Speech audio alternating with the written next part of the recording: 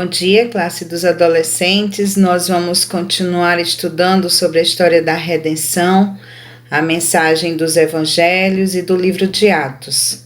Vamos orar nesse momento? Senhor Deus, nós te pedimos, ó Pai, a tua bênção, a tua unção, Senhor, para cada um de nós que vamos estudar da tua palavra, que nossos corações estejam prontos para entender, para aceitar, Senhor, aquilo que tu tens para nos ensinar. Fica conosco, no nome de Jesus oramos, amém. Hoje a lição número 4 fala sobre a trilogia do reino. Nós vamos abrir a nossa Bíblia em João 3, versículo 1 ao versículo 8. Havia entre os fariseus um homem chamado Nicodemos, um dos principais dos judeus. Este de noite foi ter com Jesus e lhe disse: Rabi, sabemos que é mestre vindo da parte de Deus, porque ninguém pode fazer estes sinais que tu fazes se Deus não estiver com ele. A isto Jesus respondeu: em verdade te digo, que se alguém não nascer de novo, não pode ver o reino de Deus. Perguntou-lhe Nicodemos: como pode um homem nascer sendo velho? Pode porventura voltar ao ventre materno e nascer segunda vez?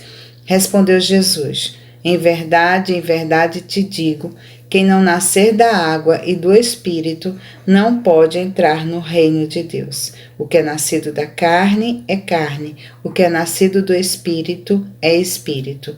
Não te admires de eu te dizer: importa-vos nascer de novo. O vento sopra onde quer, ouves a sua voz, mas não sabes de onde vem, nem para onde vai.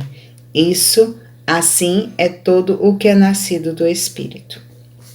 Nós vamos iniciar o nosso estudo respondendo quem foi Nicodemos. Ele era um fariseu, ele era um membro do Sinédrio, ele era um dos líderes dos judeus. E o Sinédrio era o lugar onde se julgavam as causas e tomavam as decisões com base na lei judaica. Nicodemos era uma dessas pessoas que ficaram maravilhadas com as obras que Jesus realizava. E então resolveu encontrar-se com ele. Os estudiosos dizem que Nicodemos teve medo de se expor, porque era um homem muito importante, escolhendo então a noite como uma forma de um encontro mais discreto com Jesus. Ele tinha intenção de conhecer melhor Jesus, e Jesus lhe disse que para passar por uma experiência de conversão seria necessário nascer de novo. As palavras de Jesus, elas soaram estranhas para Nicodemos, e foi tão estranha a forma que ele recebeu essa pergunta, que ele faz outra pergunta para o Senhor: como pode um homem nascer sendo velho? Pode porventura voltar ao ventre materno e nascer segunda vez? Essa é uma questão muito interessante para a gente entender. Quando a gente lê a palavra de Deus, que são palavras divinas, como nós as interpretamos? Com a nossa própria inteligência, com a nossa sabedoria, ou nós pedimos a Deus que nos ilumine para podermos entender aquilo que Ele quer nos falar? Esse é um caso para a gente começar a pensar. A gente precisa pedir orientação ao Senhor para que Ele abra nossa mente, para que a gente possa entender aquilo que Ele está falando na sua palavra. Bom, o que Jesus estava dizendo para Nicodemos é que seria necessário abandonar totalmente, completamente a vida antiga que ele estava levando e começar uma nova vida. Isso apenas seria possível por meio da ação do Espírito Santo. No Antigo Testamento, Deus chama um povo para si, um povo que deveria ser santo, separado e diferente dos outros povos do mundo. E essa exigência de Deus não mudou no Novo Testamento em relação à igreja. Deus quer que sejamos um povo santo, separado para Ele. Para compreender a mensagem sobre o reino ensinada por Jesus, 3 palavras são muito importantes, que é a trilogia. É conversão, discipulado e lei. Essa é a trilogia do reino, a obra que foi dividida em 3 partes: conversão, discipulado e lei. Nós vamos falar primeiro sobre a conversão, né? Existe um termo que é militar, o termo é meia volta volver. Quando isso é falado entre os soldados, eles dão uma volta de 180 graus. A conversão também é assim, é uma mudança completa de direção, é uma mudança de atitude, é uma volta para o Senhor Jesus, é uma mudança de mente. Em Marcos 1, versículo 15, Jesus diz isso. Jesus diz que o tempo está cumprido, o reino de Deus está próximo, arrependei-vos e crede no Evangelho. Na conversa com Nicodemos, Jesus deixa bem claro o que é o significado da conversão, o que é uma conversão. Conversão significa ter uma nova natureza, abandonar tudo e começar uma nova vida a partir do encontro com o Senhor Jesus. A conversão significa que ela é possível apenas com a ação do Espírito Santo. É uma experiência espiritual, pois é uma intervenção direta do poder de Deus na nossa vida. Só com a ação do Espírito Santo é possível o homem mudar seu caráter, mudar suas atitudes. Sem a ação do Espírito Santo, essa mudança ela não é possível. A conversão ela também significa receber uma nova essência. A essência espiritual é uma transformação radical, é um meia volta volver, são 180 graus. Toda a nossa vida ela é redirecionada. É necessário que haja conversão, arrependimento dos pecados e retorno ao Pai Celeste. No tópico 2, após a conversão vem o discipulado. Isso é o que a gente vai aprender no tópico 2 da nossa revista. É quando nos tornamos discípulos de Jesus. Nós nos convertemos, agora nós nos tornamos discípulos. A conversão ela é o início da marcha que dura por toda a nossa vida. Haviam muitas pessoas desejosas de seguir a Jesus. Os motivos variavam em achar que Jesus era um homem impressionante. Muitos queriam ver apenas os sinais maravilhosos que Jesus fazia, que Jesus realizava. E por incrível que pareça, muitos queriam apenas se aproveitar da comida que era distribuída ali nas reuniões em que Jesus realizava. Porém, Jesus sempre fez questão de mostrar o que realmente nos torna seus discípulos. Em Lucas 9, Jesus diz: enquanto seguiam pelo caminho, alguém disse a Jesus: vou segui-lo para onde quer que o Senhor for. Mas Jesus lhe respondeu: as raposas têm as suas tocas e as aves do céu têm os seus ninhos, mas o Filho do Homem não tem onde reclinar a cabeça. A outro Jesus disse: siga-me. Mas ele respondeu: Senhor, deixa-me ir primeiro sepultar o meu pai. Mas Jesus insistiu: deixe que os mortos sepultem os seus mortos. Você, porém, vá e anuncie o reino de Deus. Outro lhe disse: Senhor, quero segui-lo, mas permita que antes disso eu me despeça das pessoas da minha casa. Mas Jesus respondeu: ninguém que põe a mão no arado e olha para trás é apto para o reino de Deus. O Evangelho de Lucas está nos ensinando que eram 3 os candidatos a discípulos de Jesus. O primeiro se ofereceu, mas Jesus percebe em seu coração que há outros interesses. Ele achava que seguir a Jesus só teria vantagens e uma vida boa. E muitas pessoas hoje pensam dessa forma, que seguir a Jesus é ter uma vida sem sofrimento, sem doenças, sem enfermidades, de muitos ganhos, né? Mas a vida com Jesus é bem diferente, né? É uma vida renovada. Não significa que você não vai ter doença, não vai ter problema, não vai ter enfermidade. Então, o primeiro candidato queria só os interesses, ele foi reprovado pelo Senhor. O segundo candidato, ele pediu permissão para primeiro sepultar o seu pai. Esse é o grande problema, isso para qualquer discípulo do Senhor, que será usar a palavra primeiro para qualquer outra coisa que não seja Jesus. Como discípulos do Senhor, o primeiro lugar é sempre para as coisas do reino de Deus. Ele, Jesus, é a nossa prioridade. Então, o segundo candidato também a discípulo foi reprovado. O terceiro, ele apresentou uma resposta muito parecida com a do segundo. Ele se ofereceu mas ele tinha dúvidas no seu coração. E Jesus percebeu essa incerteza em seu coração quando disse: primeiro vou me despedir. Outro que deu desculpas para deixar as coisas do reino de Deus para depois. Então, o terceiro candidato a discípulo foi reprovado.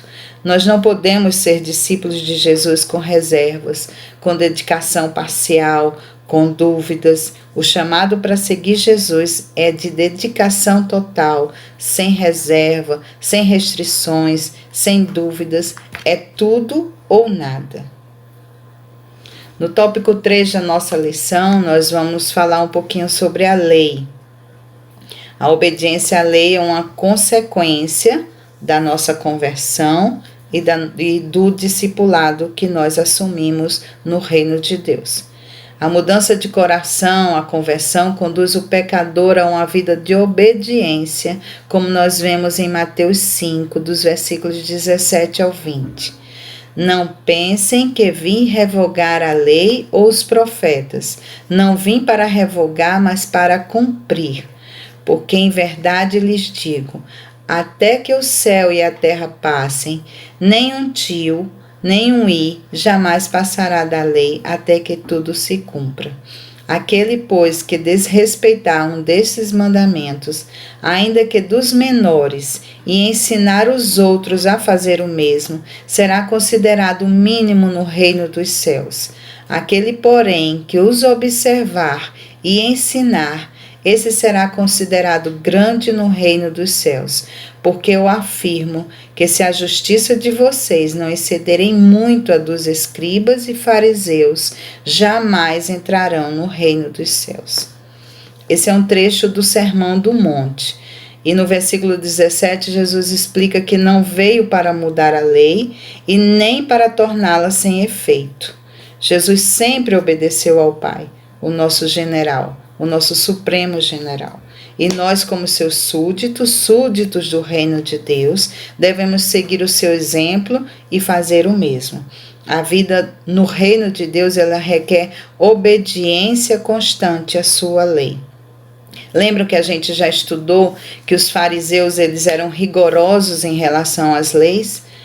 Porém, eles, apesar de rigorosos em relação às leis, eles interpretavam essa lei de maneira errada e levavam uma vida religiosa só de aparências. Eles guardavam a lei apenas de forma exterior. Por isso, Jesus advertiu seus discípulos para não serem como os fariseus. Jesus ensina que a vida do reino de Deus requer obediência à sua lei e que essa lei se resume no amor a Deus e ao próximo.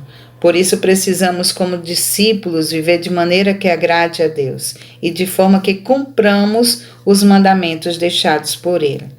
Quantas pessoas nós conhecemos que se dizem cristãs e têm atitudes que não agradam a Deus? Vão até a igreja, ouvem a palavra, mas levam uma vida totalmente contrária aos ensinamentos do Senhor. A gente chama isso de religioso de boca. Eles falam, mas eles não vivem aquilo que eles ouvem, aquilo que eles aprendem com a palavra do Senhor. É um cristão de boca, né? E a gente não pode se tornar um cristão dessa forma. Nós temos que cumprir os mandamentos deixados pelo Senhor. Nós vamos ver agora como os fariseus tratavam e usavam a lei de Deus. Eles tinham muito discurso e pouca ação. Eles exigiam que as pessoas fizessem coisas, mas eles mesmos não faziam nada. Em Mateus 23, Jesus disse referindo a eles: portanto, façam e observem tudo o que eles disserem a vocês, mas não os imitem em suas obras, porque dizem e não fazem. Eles buscavam ser honrados pelo povo, eles usavam o cumprimento da lei para chamar a atenção do povo, eles queriam apenas impressionar as pessoas.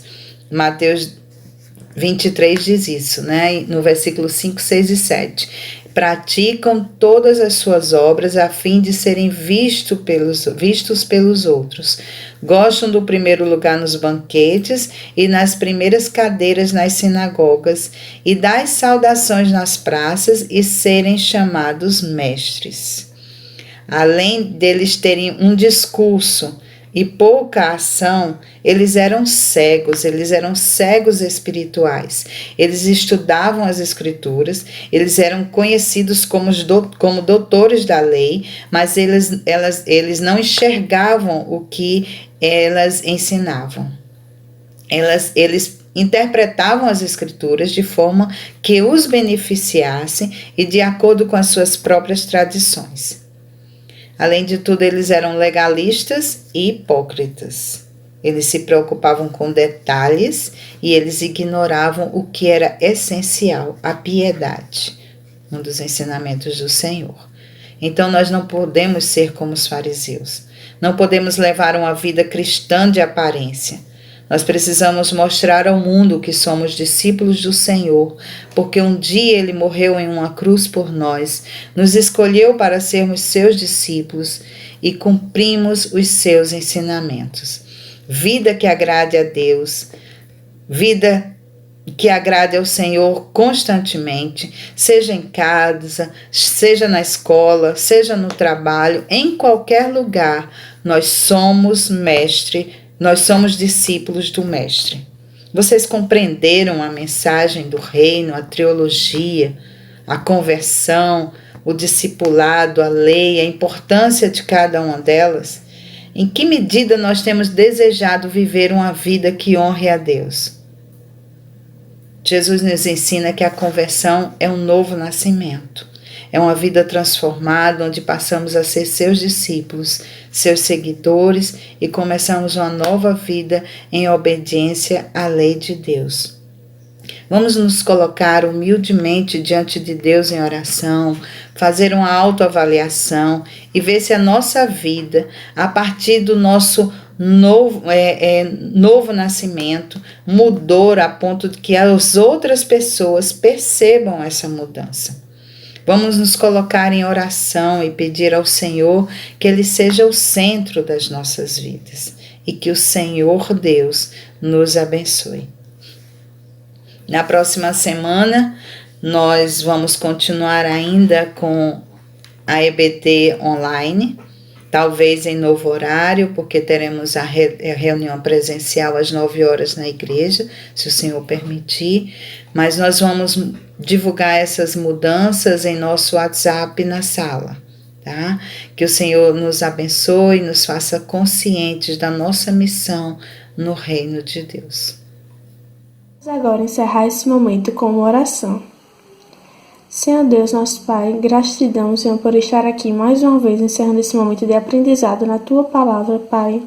Senhor, abençoa a semana que iremos ter agora, que seja uma semana com muita saúde, paz, tranquilidade, Senhor. Senhor, abençoa aquelas pessoas que ainda não creem em Ti, Senhor. Mostra para elas que só Tu é a salvação, pois a Tua volta está perto, Senhor. Abençoa todas as famílias da igreja, Senhor. Abençoa para que podemos voltar logo com as nossas atividades normais na igreja, Senhor. Em nome de Jesus, amém.